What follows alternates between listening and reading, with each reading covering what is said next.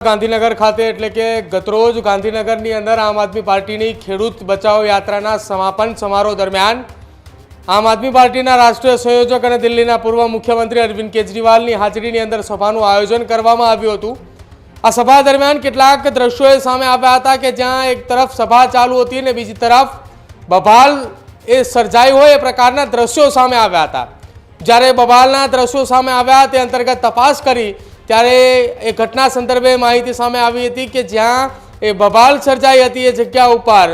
જે વાહનોની અંદર આમ આદમી પાર્ટીના કાર્યકર્તાઓ આવ્યા હતા તેમને રૂપિયા આપવાના બાકી હતા, સમયસર રૂપિયા ન મળતા ત્યાં ચાલુ સભા દરમિયાન એક બબાલ સર્જાઈ હતી અને ચાલુ બબાલ એ થતાની સાથે જ મોટો હંગામો થયો હતો।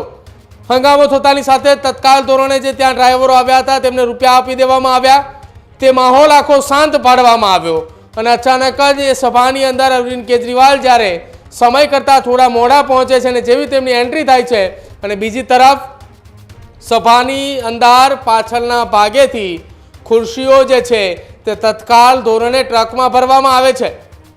જે વિડીયો સોશિયલ મીડિયાની અંદર વાયરલ થઈ રહ્યા છે તેની અંદર એક એવો પણ દાવો કરવામાં આવી રહ્યો છે કે અરવિંદ કેજરીવાલની સભાની અંદર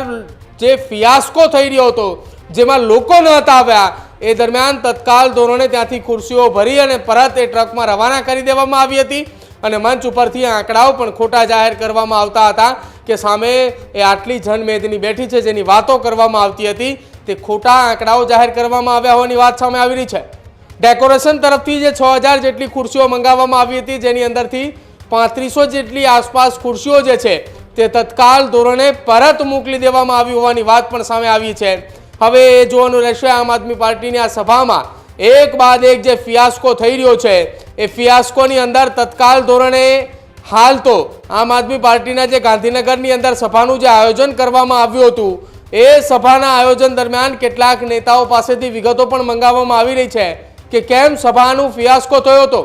કેમ આ પ્રકારની આ સભાનું આયોજન કરવામાં આવ્યું હતું અને કેમ એ ગાંધીનગરની અંદર 8 તારીખે સભાનું આયોજન કરાયું હતું કે જ્યાં આ પ્રકારે આયોજન બાદ એ સીધો જ સભાની અંદર આ પ્રકારનો વિવાદ અને વિખવાદ સર્જાયો। વાહન ચાલકોને રૂપિયા આપવાના બાકી હોય અને સાથે જ સભાનો આ પ્રકારે ફિયાસ્કો થાય કે જેના કારણે હવે એ ચર્ચાનો વિષય પણ બન્યો છે। કૃણાલ, હજુ સુધી તમે અમારી ચેનલને સબસ્ક્રાઇબ નથી કરી તો અત્યારે જ ન્યૂઝરૂમ ગુજરાતને સબસ્ક્રાઇબ કરો, ફેસબુક અને ઇન્સ્ટાગ્રામ પર ફોલો કરો।